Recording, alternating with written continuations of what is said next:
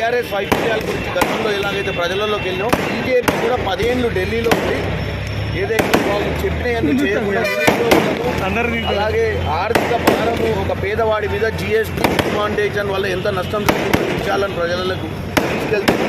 వాస్తవంగా ఏదైతే బీజేపీ 10 ఏళ్ళు చెప్పింది చేయలేదో అదే ప్రజలలో తీసుకునే ప్రయత్నం చేస్తుంది.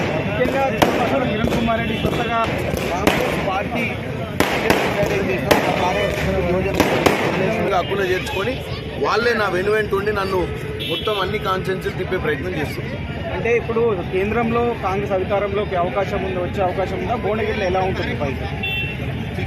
భువనగిరికి వచ్చేసరికల్లా మొన్ననే ఎన్నికలలో 2,85,000 పైచిలకు మెజార్టీ ఉంది. 7 నియోజకవర్గాలలో 6 ఎమ్మెల్యేలు గెలిచారు. భువనగిరి నియోజకవర్గానికి వచ్చేసరికల్లా టీఆర్ఎస్ నిర్వీర్యమైంది కాబట్టి బీజేపీ క్యాండిడేట్ ఎవరైతున్నారో గతంలో బీఆర్ఎస్కి సంబంధించిన క్యాండిడేట్ కాబట్టి